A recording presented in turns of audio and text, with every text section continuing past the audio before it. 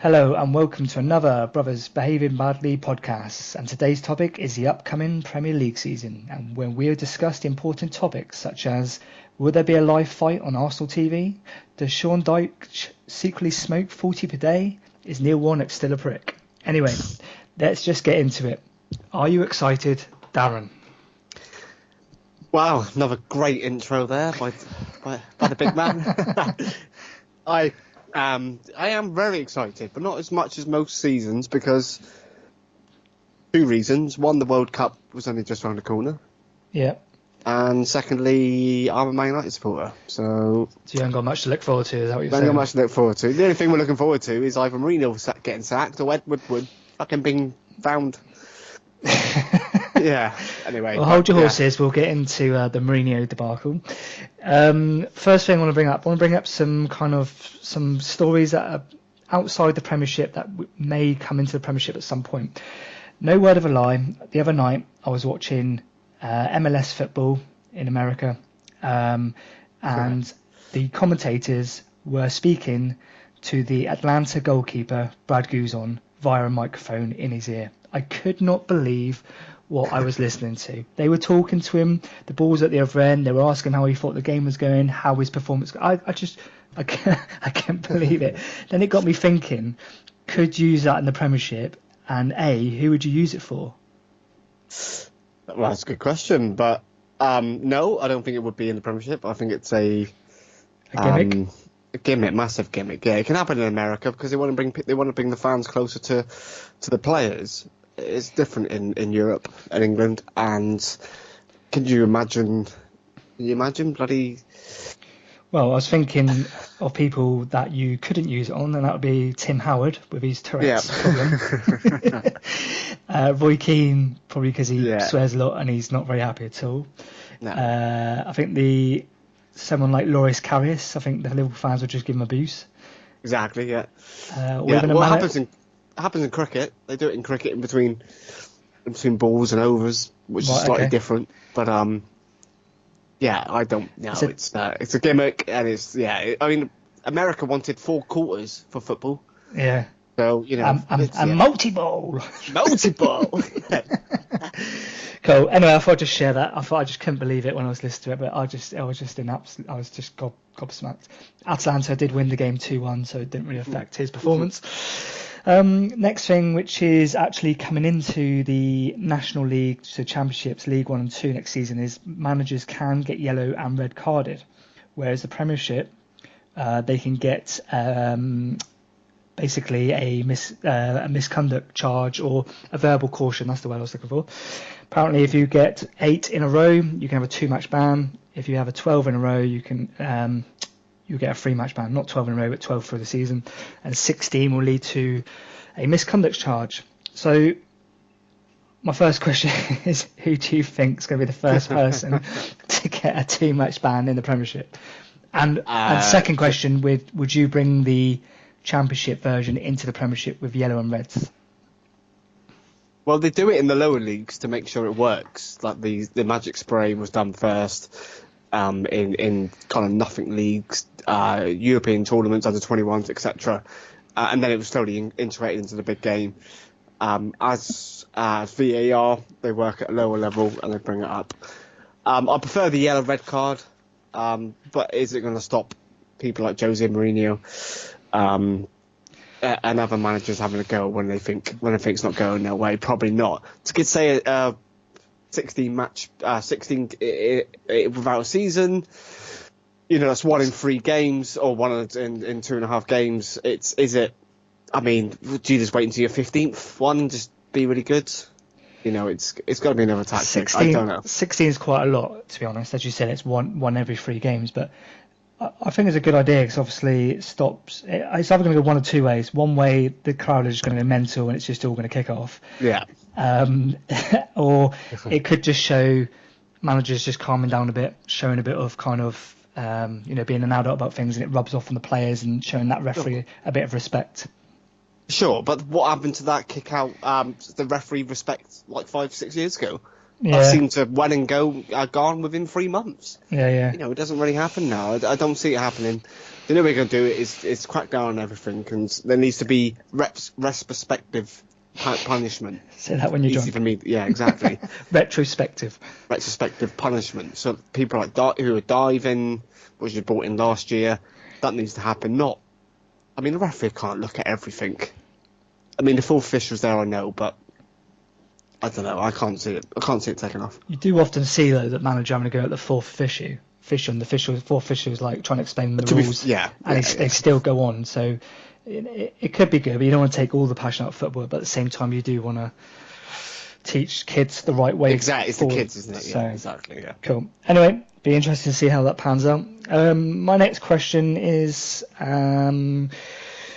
What do you think about the British managers versus the overseas managers? There are currently 5 British managers in the top flight. None of them are in the top 6 clubs. What do we need to do to get these managers up there? And is it right? Do we have any decent managers? And also, does it kind of dispel, go on to the England setup? The last 2 managers were Sam Allardyce and Gareth Southgate. Neither of them have done particularly well in the Premiership, unless you count Allardyce keeping teams up in his old dinosaur way, then I don't think so. Just want to know what your thoughts were on that.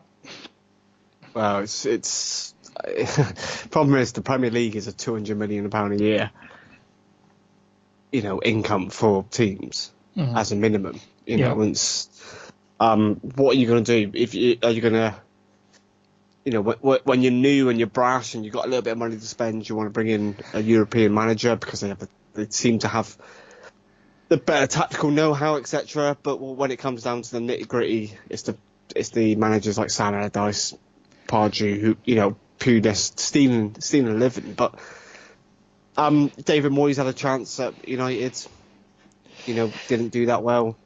Sam Allardyce at Newcastle, the fans didn't like it. They were relegated the same season. I mean, I don't. I think there is an enigma against English managers, but they need to be given a chance at a big level. But the chances they have are few and far between. Mark Hughes of Man City with the money when it come in, they want more. I've got a list here of obviously managers. Hodgson's at Palace at the moment, and we all know what kind of football he plays. He was given a big chance at Liverpool. Liverpool were in dire straits back then, so it probably wasn't his fault. But when he was saying Liverpool weren't too good to go down, it's not the kind of manager you want in charge of a big club. Mark Hughes, again, he's one of those dinosaur managers, I still feel. I don't think his teams play particularly the right way. Sean Dyche should give a lot of credit for what he's done at Burnley. They play all right football. They're predominantly defensive and hit on the counter. But he's an exceedingly good job at Burnley with the players they've got and the amount of money they spend. Then you've got people like Chris Hutton. I think has done every club he seems to have gone to seems to have done well. I don't know why Newcastle got rid of him. Was it Newcastle? I think it was Newcastle. Yeah, I don't Newcastle. know why they got rid of him. He kept him. I think did he keep him up or he got him up? No, he got him up, didn't he? He got him up to the Premiership. I think they were in the Championship, yeah. I think when Alan Shearer was there, Alan Shearer got him last 2 games, they're relegated. Chris Hughton got him promoted straight away. And kept him up in the Premiership, or they're up in the Premiership when he got the place. Yeah, they were fine. Yeah. And then, well. So I think he should be given a better job than Brighton. I think he's proven that he can do it, and his sides play good football. Brighton play very good football until the end of the season when they needed to grind results. So he showed he could defend it. Exactly. Yeah. And the other stand-up manager, I think, the Premiership at the moment, the English one, is Eddie Howe. At Bournemouth, who's kept Bournemouth up 3 or 4 seasons now. Bournemouth hold 10,000-11,000 in their stadium. Exeter City in the League 2, that's their maximum 10,000-11,000. These crowds are small. To me, they play the right way. Bournemouth, he's brought in players, and they are definitely punching above their weight. Why he hasn't been given another chance, I don't know. There's rumours that Arsenal wanted him a few years ago, but they've gone for this Unai Emery. Well, Unai Emery is very good, and he's won a lot at Sevilla. Didn't really get a chance at PSG, but I mean, just I don't know, like an Everton job, or why haven't Everton gone for him, or Leicester City? These teams that are kind of beyond the top 6. Why aren't they taking these managers on? But it's just interesting. Would Eddie Howe leave Bournemouth to go to? Because he went to Burnley, didn't he? It was Bournemouth manager in League 2. Yeah. He went to Burnley, I think. was there for about 18 months. They had problems with family and whatever. Didn't work out. He went back to kind of sort his life out. Went back to Bournemouth and then got him like 3 promotions on the trot and got him in the Premier League. So is it a comfort thing? You know, Eddie Howe is very comfortable at Bournemouth. Why aren't teams at Everton going for him? It's either because he's English or because they can't get him.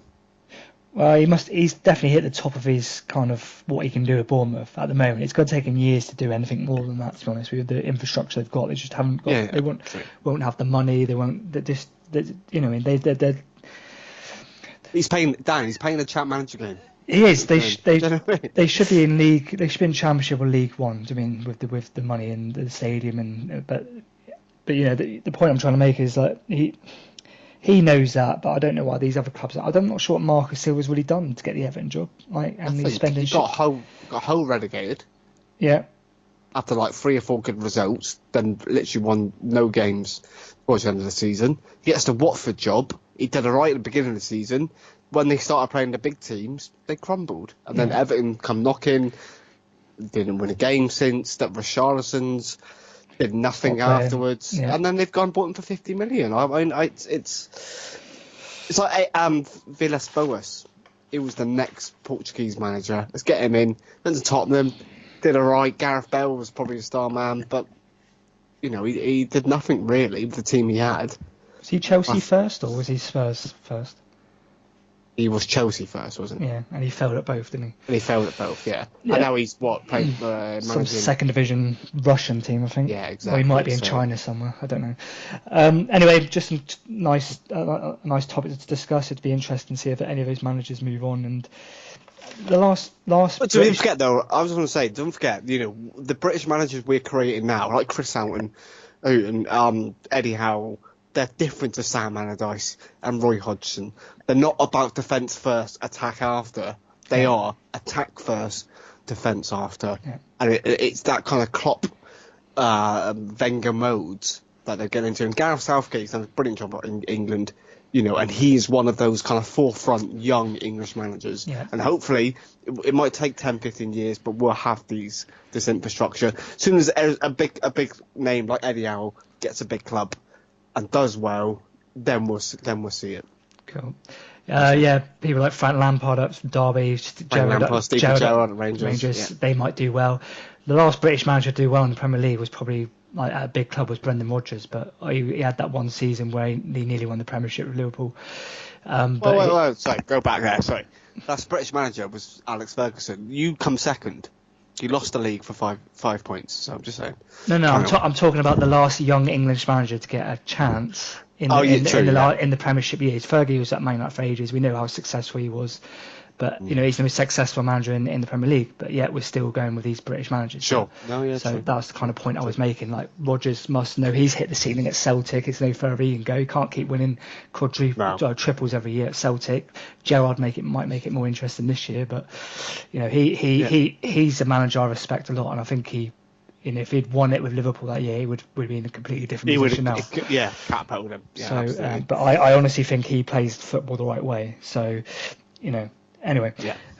So where are we going next? Let's have a look. So we're going to go on to first manager sacked in the Premier League this season. Who do you think it'd be, without stating the obvious? Or do you want it, or do you believe it to be Jose Mourinho?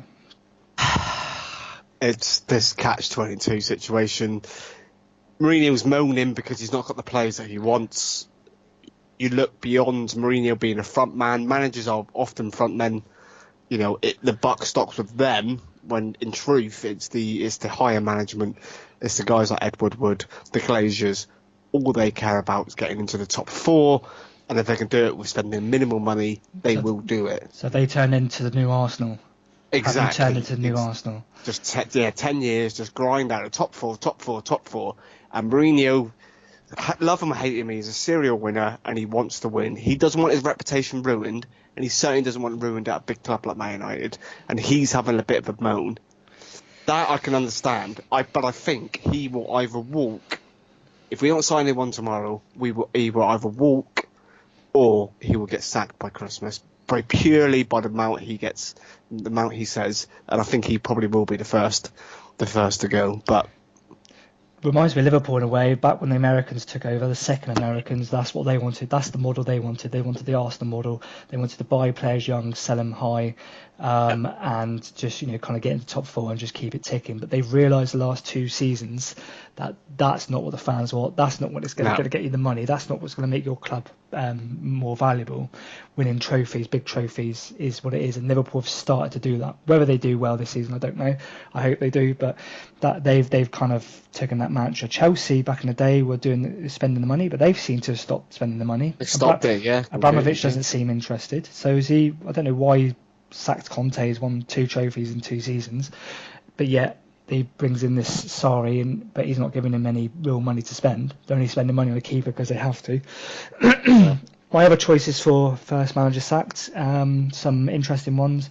Unai Emery, he might, so it's big boots to follow in Wenger, or it might just be that it was the time to go, and it might not be the same Alex Ferguson effect that happened at Man United. He might get Arsenal playing a different way, and it might be refreshing for them.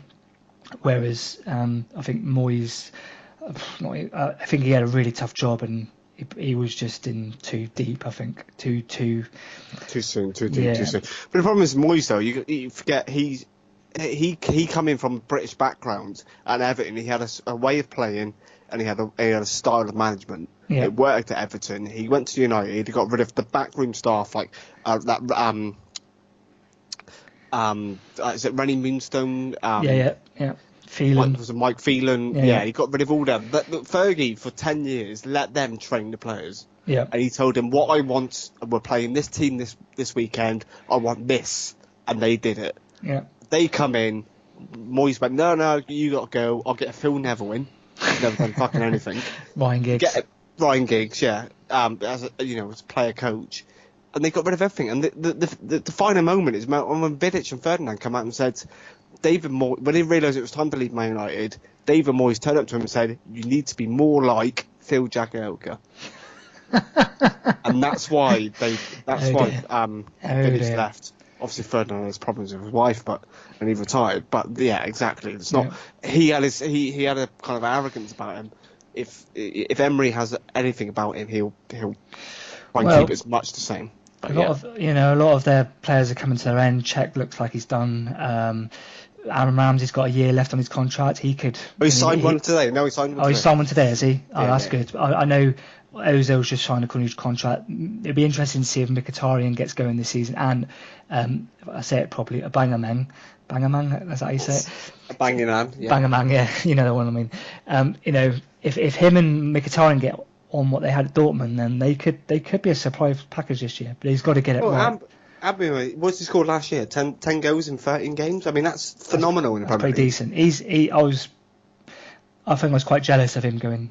I thought Liverpool might have a sniff with Klopp. We obviously don't need him because we've got Firmino up front, but he's a quality. He's your fox in the box, isn't it? He's a quality player, absolute quality. So Arsenal could do right. Sorry, at Chelsea, that looks. I don't know. Chelsea do not look right, and he reckons it could take a year or so to get that right. But he'll be another one up for the chop if it doesn't go well quickly, or they're not in the top 4. And another one, Rafa at Newcastle. He seems to be throwing his toys at the pram. Mike Ashley being the knob that he is, so he's not getting the money to spend. I'm surprised Rafa's there for so long. Let's be honest, he's getting no money to spend. He's doing an absolute miracle job at Newcastle. I'm surprised he's still there. I really am. He'll walk before he gets sacked. He's a world-class manager. He shouldn't be at Newcastle.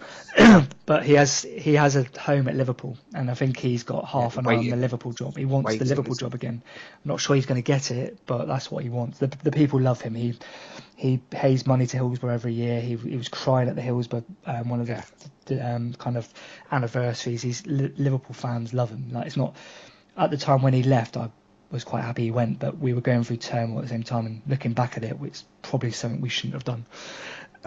Anyway, so next thing, let's rattle through some more questions. Surprise package this year. Wolves. I was going to say Wolves. They look like they have got a side. That Ruben Navas, who was Player of the Year last year. Or I don't know if he was. He should have been. Yeah. Liverpool were after him a few years ago, and he looks absolute quality. I don't know why he was in the Championship. I think they were paying him a lot of money. They're the striker up front. I think it's Gito. He scored a lot of goals in the Championship last year. They bought him now, and they bought him from Madrid. Yeah. Atletico Madrid. Yeah, they've got Joey Matinho. Yeah, Portuguese international. The keeper Patricio, and they just bought that Adam Atrame. Yeah, well, hey, he's hitting this though. He is. You know what I mean? He looks electric. But on his day, he's amazing. Yeah, but it's being far between. But I've just bought that Belgian midfielder Dondeska or something his name is. We bought him today. Right. Okay. He is the next touted the next Kevin De Bruyne. All the big clubs are after him. For some reason he's gone to Wolves. So believe what you want to believe, but he's apparently the next best Belgium midfielder. They do seem to be going for it. They don't want to rest on their laurels, and they've got the backing. They're obviously getting all these Portuguese players in, so they'll be interesting to watch. They play really good football as well. So if they bring that forward, I think that they could surprise a lot of teams this year. Surprise. Will we have another Leicester? Not this season, I don't think, but they're going that way. They're spending the money. The money. Yeah. I'm not sure Leicester will happen again, but yeah, but they've got a really nice stadium. They do fill it, and it'd be interesting to see. So supply package Wolves, both agree on that one. Teams coming up, what do you think they'll do? We already discussed Wolves, Fulham and Cardiff. Well, Fulham have spent a bit of money, and they've got a couple of players that, again, apparently big clubs are after. I think they would be okay. I think they won't get nervous. I think they'll be fine. Cardiff, I worry about. They've spent what, £20 million? They've not bought really any big players in. They're still the same. Is Matey Boy still in charge of those? The Thailand bloke. Oh yeah, he is. Yes. Yeah. So he likes to save his money, doesn't he? He's in all sorts of trouble over there. They got Warnock as manager, who I don't really like at all, and I think he's another dinosaur in the game. So I think Cardiff will be the first to go down. Fulham, they've got Ryan Sessegnon. He's a future England international. Liverpool have been after him. All the big clubs have been after him. He looks quality, and he scored a lot of goals last year. He will be one to watch this season. They've got that Andre Schürrle, ex-Chelsea man. If he plays well, that Tom Cairney looked good for them last year. Seri, whatever. Yeah, Seri, who a lot Barcelona were linked to him in January. I was like, well, Fulham have just bought him. I was like, what's that about? Again, it must be just paper talk, or Fulham have just paid the money and given him what he wanted. So, yeah, I think Fulham and Wolves will be okay. Fulham should be okay. Cardiff go down. So, we're going to go into a quick fire round. So, kind of short answers here. So, will Man City win the league? Yes. I think they will. They look really strong. Well, the only team's going to challenge them is Liverpool, and the rest can fucking fight out for third and fourth. Let's be honest. And there's question marks over Liverpool, so Man City should win the league again. They got Pep in charge this time. It's not as if he's a serial winner. He knows how to do it. Best and worst kits you've seen come out this season. Don't know if you've had a look. I've not had a massive look through them. A lot of them are plastic, aren't they? United's third kit is plastic. Made out of pure plastic, like the beach waste. Yeah. Stuff, I can't remember seeing a bad one. I can't remember seeing a real bad one. Isn't Arsenal's second kit really bad? Yeah, I think Leicester's away kit looks really nice. West Ham's away kit looks really nice. Liverpool's third kit looks really nice.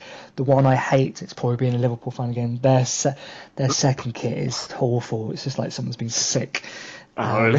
So they got back to yellow, have they? No, it's grey with it's just triangles on the front. It looks absolutely disgusting. I see a lot of fans do their own kits on Twitter. They should look at those. Honestly, they're absolutely brilliant. I don't know if you see it on your Man United Twitter. Yeah, they are brilliant. I don't know why they mess about with these companies making absolute crap. Anyway, Mo Salah, was it a flash in the pan? Time will tell. I hope so, but he's such a good guy. Who knows? I think he'd be found out. Good players, great players, have 2 or 3 seasons at their absolute top. It's time now for him to tell. For him personally, I hope he does do well. For Liverpool, I hope he doesn't score again. Not so much. Yeah, I've had a think about this. Been a Liverpool fan. I honestly don't think it's a flash in the pan. I've seen him through pre-season. He just looks like a player who's found his position. It's the penny's dropped. The penny's dropped. He just wants to score goals. Where when he was at Basel, when he was at Chelsea, he just wanted to take people on, do flicks and tricks. Yeah. But now he's been played in his proper position, given the license to roam. He just knows where the goal is. He's just in that pinnacle of. He just, as you said, the penny's dropped. So, anyway, best and worst commentators. I know you hate Martin Tyler. To be fair, he is a bit of a dinosaur. We've used that word quite a few times tonight. He is a bit of a dinosaur. I think he's gone with the original commentator. I think he's come too mainstream and he's shit.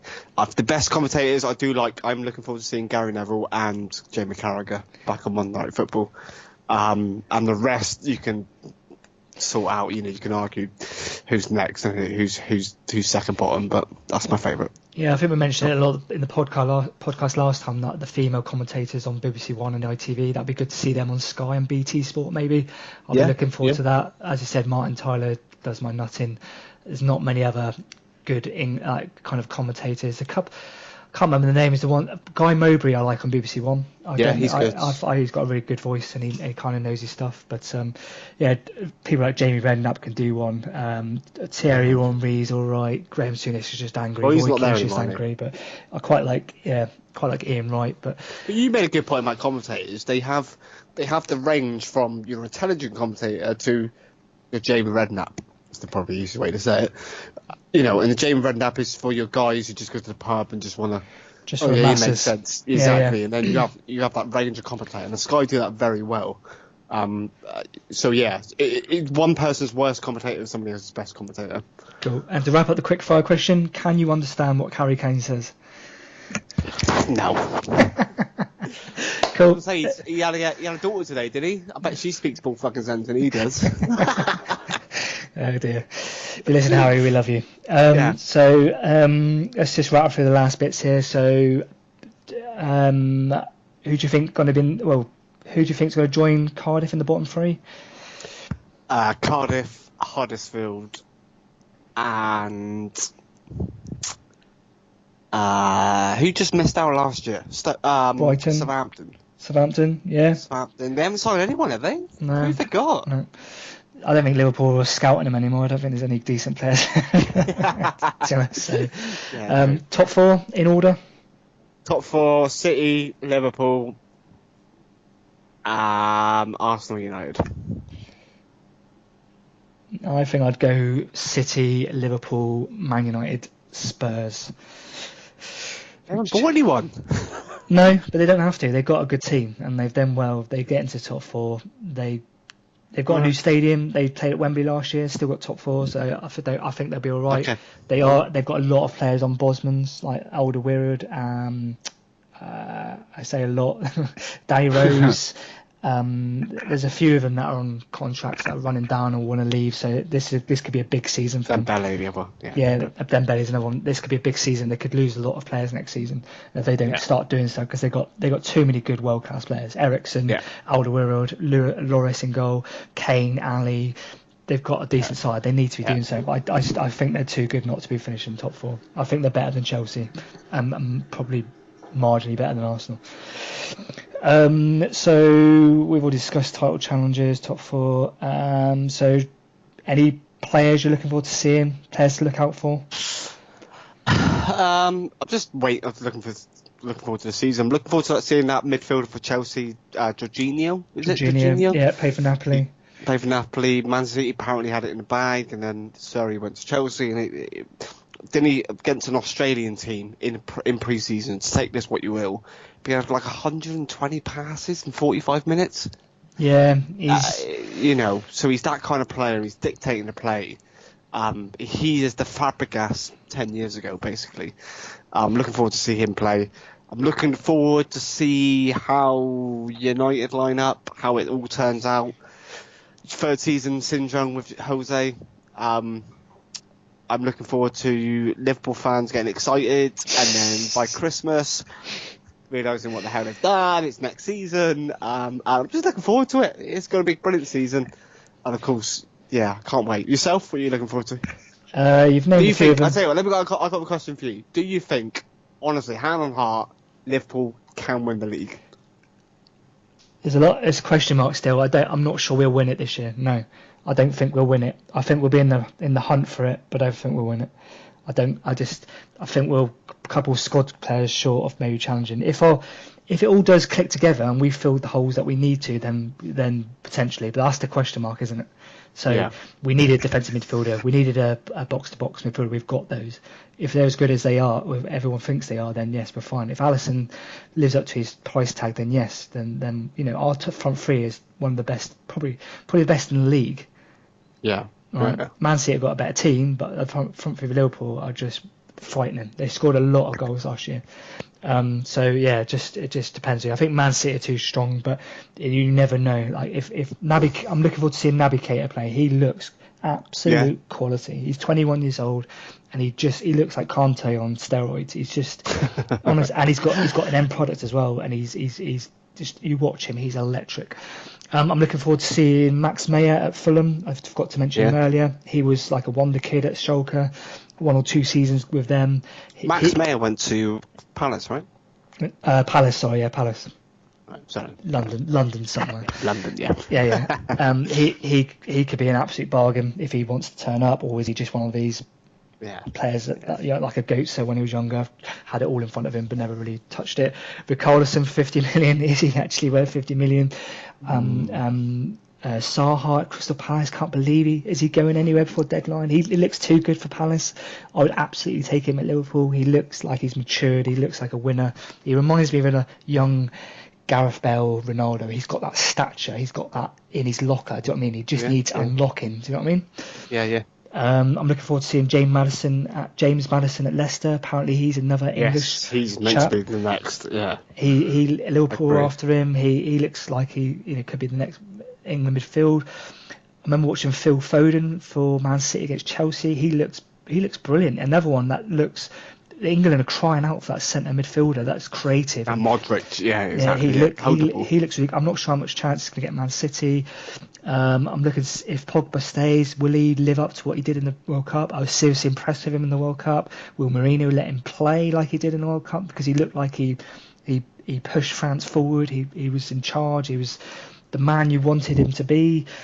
I'm looking forward to seeing Philippe Anderson at West Ham. They shed loads of money on him. Is he as good as they think he is, or is 48 million the new 10 million? Is that the norm? Is that what you're paying these days? But so that kind of wraps it up for me. Another good discussion, and so we'll go from there. Thanks for listening. Well done. Cool. Yeah, Cheers. Well done. Cheers. Bye bye.